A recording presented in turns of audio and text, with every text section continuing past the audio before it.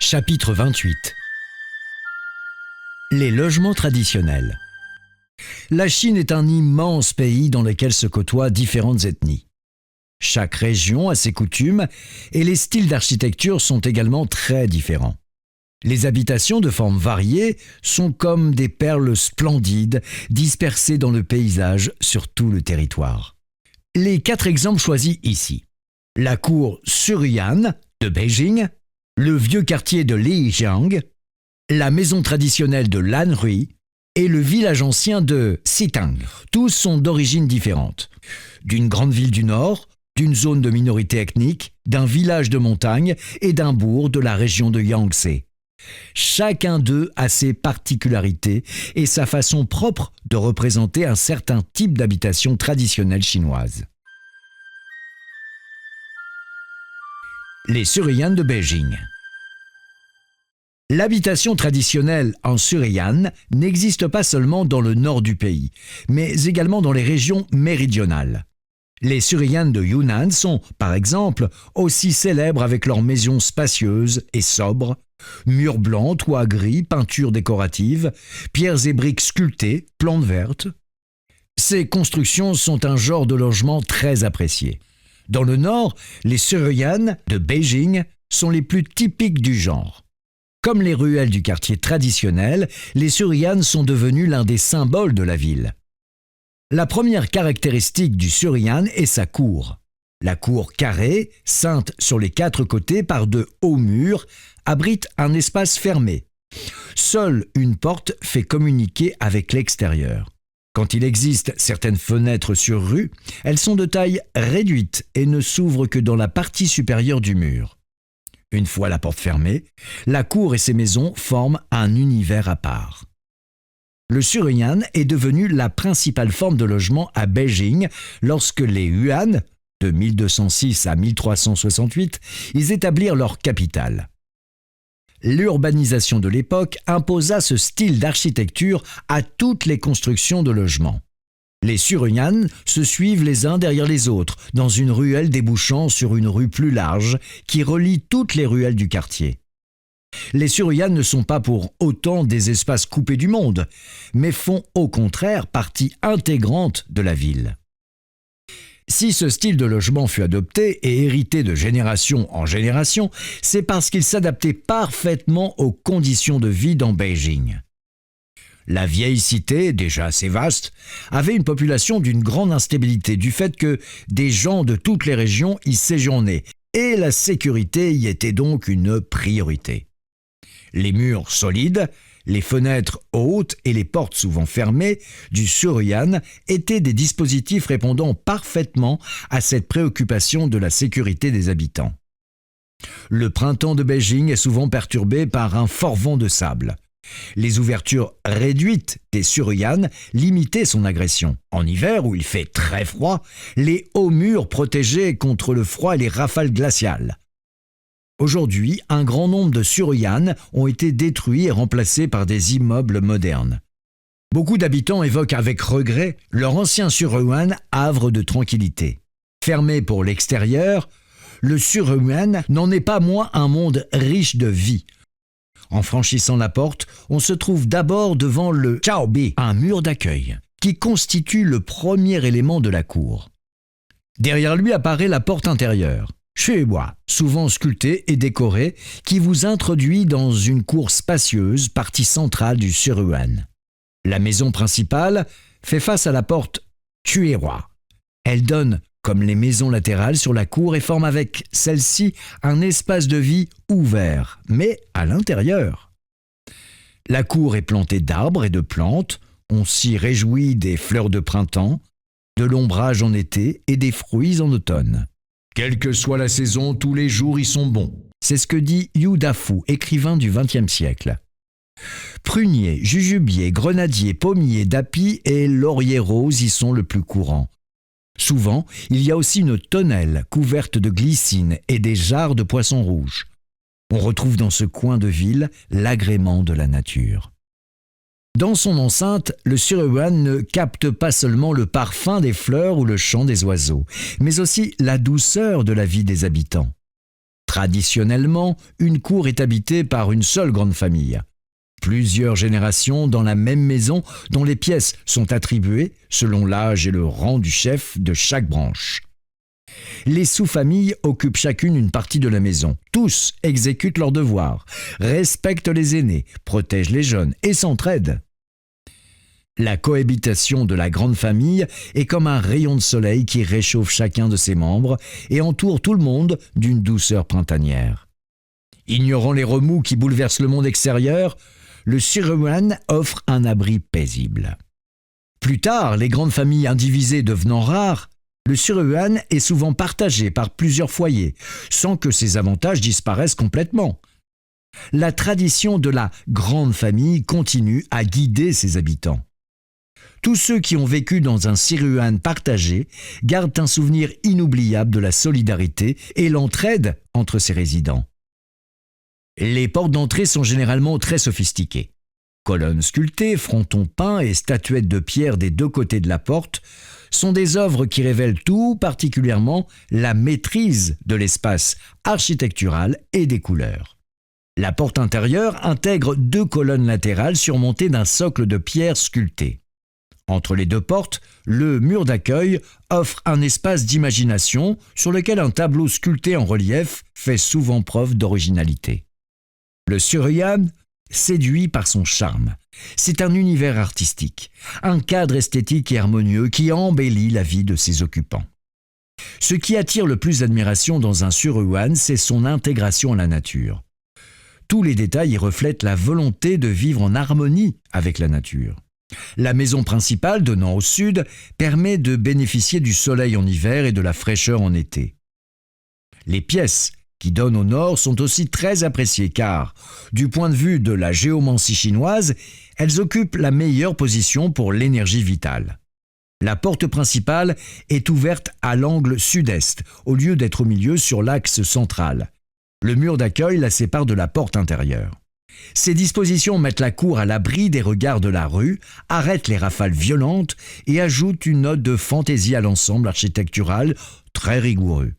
Les après-midi d'été, le soleil brûle à l'ouest. Certaines maisons donnant au sud, mais pas les constructions de Suruhan, sont conçues en profondeur pour être protégées. Les maisons donnant au nord et à l'ouest sont quant à elles plus exposées au vent de sable, en hiver et au printemps, mais cet inconvénient est pallié par les hauteurs des murs de la cour. Le Suruhan est une invention humaine qui respecte la nature, du ciel et de la terre, tout en exploitant à fond les dons de la nature. Les hommes ont aménagé ainsi un coin de paradis dans lequel ils s'entretiennent et se reposent dans les bras de la nature sans chercher à dépasser sa loi. La ville historique de Lijiang.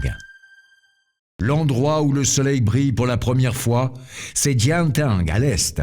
L'endroit le plus beau du monde, c'est Shangri-La près de la rivière du lait. Ces descriptions de James Hilton dans son roman L'Horizon perdu ont rendu célèbre le nom Shangri-La, devenu depuis l'image d'un paradis terrestre. C'est un pays calme, entouré de montagnes enneigées, couvert de forêts immenses, parsemé de lacs et de marais. Sur la vaste steppe, des pâturages où le troupeau se délecte et des temples aux toits d'or brillent sur le fond blanc des cimes couvertes de neige. Non loin de ce pays chimérique, tranquille et mystérieux, au pied de la montagne du Dragon de Jade se trouve une ville ancienne, Lijiang, ce qui signifie « la belle rivière », fondée à la fin du XVIIIe siècle. Plus de 600 ans plus tard, ses principaux bâtiments sont encore très bien conservés. Plusieurs ethnies minoritaires de la Chine y ont vécu de génération en génération, dont les Naasé, l'ethnie principale qui cohabite avec les Han, les Tibétains, les Bei, les Yi et les autres minorités. La ville de Lijiang est aussi belle que la montagne du Dragon de Jade qui la domine, et aussi paisible et mystérieuse que Shangri-La. Ce nom, qui signifie en tibétain « soleil et lune dans le cœur », pourrait aussi bien décrire Lijiang, cette ville qui brille comme le soleil et la lune dans les cœurs de ses habitants. L'idéal recherché en ces lieux est celui de l'harmonie parfaite entre l'homme et la nature. La ville, cernée sur 3 côtés par la montagne, s'ouvre sur une vaste prairie. Des milliers de familles Nahasi y sont installées. Ils ont choisi d'orienter leur habitation au sud pour tirer le meilleur profit des conditions naturelles de l'endroit. Ceux-ci, loin de se contenter de la végétation abondante de la région, ont planté beaucoup d'arbres dans la ville, de sorte que toutes les rues sont ombragées et inondées de verdure. La ville est si pleine de fleurs que le Yunnan pourrait ne devoir qu'à elle seule sa réputation de région la plus fleurie de Chine. La plupart des foyers de Lijiang décorent leurs maisons avec des bonsaïs. En été, dans le calme du matin, la vieille cité paisible embaume du parfum des fleurs. Ici, pas de grands boulevards comme dans les villes modernes. Quant aux ruelles, elles ne suivent aucun plan rigoureux. Tout s'y est construit peu à peu de façon naturelle. Partout règne un air de liberté. L'ordre n'y est pas le fruit d'une discipline imposée, mais il infiltre en tout lieu, comme un lierre poussant à son gré et se glissant partout. Les cours d'eau semblent aussi transmettre cette impression de liberté. La ville, nourrie de l'eau, l'accueille à bras ouverts. La source de la montagne est captée par le lac du Dragon Noir, avant d'étendre ses ramifications entre rues et maisons. Les eaux, claires et limpides, toute l'année, descendent tout au long de la rue principale, accompagnent les ruelles, passent sous les pavillons qui l'enjambent et devant chaque maison. Il y a ici plus d'1 millier de ponts, tous différents et originaux. On en compte 254, rien que sur le cours principal du Dragon de Jade. Certains sont arqués ou en pierre, d'autres sont droits. Les plus larges, élégants et décorés de balustrades sculptées permettent la circulation des charrettes tirées par des animaux. Les plus petits enjambent la rivière à des endroits si étroits qu'on pourrait la franchir d'un pas. Si leur utilité est limitée, cela n'enlève rien au charme qu'ils ajoutent au paysage. La rue Sifang, au centre de la ville, très large et très courte, est en réalité plutôt une petite place d'où partent d'autres rues en étoile dans toutes les directions. Celle-ci donne dans d'autres rues, plus petites, qui rencontrent de temps en temps un cours d'eau. Les rues et les cours d'eau se joignent et se croisent comme les mailles d'un filet vivant et animé, ou comme les veines ininterrompues et multiformes d'une gigantesque feuille d'arbre. Les rues qui partent de la place centrale sont couvertes de magnifiques galets de toutes les couleurs. La définition « 3 maisons et un mur d'accueil » résume ce qui constitue l'habitat traditionnel des Nahasi de Lijiang. La maison donnant au sud, face au mur d'accueil, est un logement principal réservé aux parents les plus âgés. Les 2 maisons latérales, plus basses, sont attribuées aux familles des enfants. Dans la cour pavée de briques, poussent des arbres et des plantes fleuries. Le toit, au style traditionnel, comporte une crête au bout volant, parfois très longue et dépassant du toit. Celui-ci, incliné et courbé, infléchit et égaye la structure rigoureuse de l'ensemble carré. C'est là un exemple de la grâce dans la simplicité, fort prisée des Nahasi. Leur technique de construction prévient des risques sismiques. Lors du grand tremblement de terre en 1996, des maisons ont certes vu leurs murs s'écrouler, mais les principales parties habitables sont restées intactes. Les maisons traditionnelles de Lijiang contiennent généralement 2 et parfois plusieurs cours qui s'enchâssent. Les cours sont spacieuses et chacune d'elles constitue le centre des pièces qui l'entourent. Cette forme ressemble assez au Siruan de Beijing, à la différence que la disposition des habitations est ici moins complexe. À Lijiang, il y a souvent un hall d'entrée spacieux et ouvert. Le climat de la région est doux en toute saison et les habitants aiment venir s'y asseoir pour manger ou recevoir leurs invités. Les maisons de Lanrui. Dans le sud de la province de Lanrui, à Huizhou, il existe un lieu où l'habitat jouit de la réputation d'être un musée naturel d'art populaire, car l'architecture y représente le mieux celle des villages du sud. Les maisons des Huizhou, dispersées entre les collines et les vallées, ont presque tout un mur blanc et un toit noir. Ce paysage peut paraître monotone à première vue, mais trouvé de l'intérieur en respirant à son rythme, vous lui découvrez petit à petit un charme tout particulier. L'alignement des maisons en noir et blanc, sobre et net, se dessine dans une nature verdoyante entre monts et vallées. Les plages de sable blanc s'étendent du bord de l'eau jusqu'aux forêts. Au loin, des légers nuages flottent au sommet des monts. Les maisons se fondent dans le paysage, créant un monde en mouvement et plein de vie. Dans cette région, il reste aujourd'hui des constructions datant des Ming et des Qin. Elles témoignent d'une architecture recherchée, à la fois originale et rigoureuse, qui comporte en outre de nombreuses sculptures. Dans une cinquantaine de villages anciens bien conservés, il y a plus de 7000 maisons traditionnelles d'une grande valeur artistique. Les villages Sedi, Hongshun et Shangkan offrent à eux seuls un immense musée naturel de l'art et de l'habitat. Sidi, premier village traditionnel, fut jadis habité par la famille Hu. L'un de ses monuments majeurs est la maison Lufu construite en 1691. Le style lettré s'exprime ici à travers l'architecture sobre et élégante, les sculptures d'une grande finesse et la décoration intérieure bien étudiée. Dans le hall principal, des sentences parallèles calligraphiées traduisent la conviction confucéenne des maîtres du lieu. Livres et poèmes transmettent les écrits classiques. Piété filiale et amour fraternel sont la base de la vertu. Devenir lettré ou commerçant, tout est bien quand on parvient au bon résultat. Constituer une fortune ou la garder, rien n'est difficile quand on a conscience des difficultés. La nuit dernière, le bruit de la pluie a frappé mon pavillon et ce matin, j'entends la vendeuse de fleurs d'amandier dans la ruelle. Cette description poétique de la région de Zhejiang correspond bien aussi au village de Huizhou, où se promener dans les ruelles profondes est un vrai plaisir. Le long des ruelles dallées se dressent les pignons blancs, caractéristiques de la région. À Huizhou, chaque village traditionnel était autrefois habité de génération en génération par les familles d'une même tribu. Les maisons sont en bois et regroupées entre elles. En cas d'incendie, le feu se propagerait facilement d'une maison à une autre. Le haut pignon constitue une séparation entre les maisons et joue un rôle de prévention contre les incendies. Les pignons dépassent largement du toit, mais à des hauteurs différentes, apportant variété et dynamisme à cet espace restreint et fermé. Vus d'en haut, les pignons surélevés des murs blancs ressemblent à des ailes qui pousseraient sur les maisons pour leur donner une beauté aérienne. Une autre particularité de l'habitat à Huizhou est la présence d'un patio. La plupart des maisons contiennent 2 cours. La première est à l'extérieur et la seconde à l'intérieur. Cela constitue un patio. Les habitants de la région le considèrent comme un symbole de fortune car le patio sert à conserver l'eau et le souffle de l'énergie. Aussi, les familles aisées n'hésitent pas à investir dans le patio, appelé Tianjing, puits du ciel, en raison de sa forme.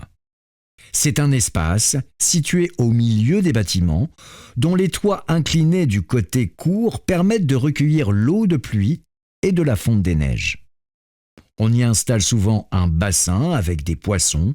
On y cultive des bonsaïs que les habitants peuvent admirer tout à loisir dans cet endroit abrité et protégé du vent. Dans ces agglomérations densément peuplées, l'approvisionnement en eau a toujours été un problème. Du temps où il n'y avait pas encore l'eau courante, on utilisait tous les moyens possibles pour s'en procurer. Les villages étaient construits au pied de la montagne afin de conduire les sources de la montagne devant chaque maison. Hongshun, village classé au patrimoine mondial de l'humanité, doit sa réputation internationale à un système d'irrigation très particulier. Ce village d'à peine quelques centaines d'habitants a la forme d'un bœuf, instrument indispensable à l'agriculture. Une source d'eau qui vient de la montagne serpente dans le village, enjambée par des ponts et passant devant chaque maison. Son itinéraire ressemble à l'intestin d'un bœuf.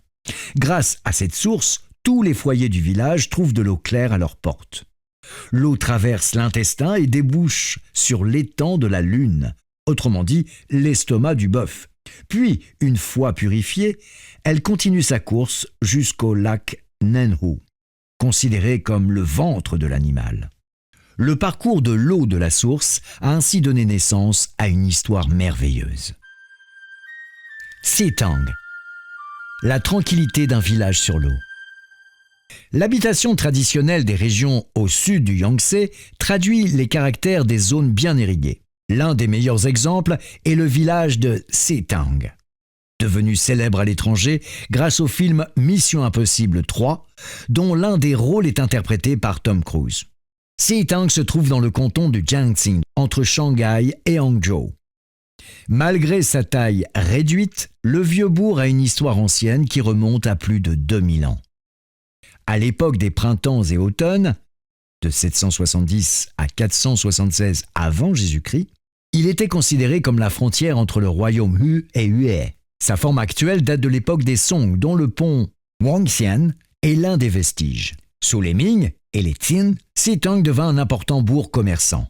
Sa région, riche productrice de riz et de produits de la pêche, bénéficiait également de la présence de nombreuses fabriques de soie et de céramique. Les maisons à Setang sont construites au bord de l'eau. Une chanson populaire disait « Pieds dans l'eau sont les maisons sur la rivière des petits ponts. Les gens marchent au-dessus, les bateaux passent sous les ponts. Les boutiques aux deux côtés dans l'eau reflètent leur ombre. » Déambulant dans ces ruelles, le visiteur à peine débarqué à Setang ne peut manquer de s'enivrer de ce paysage typique des régions méridionales de la Chine.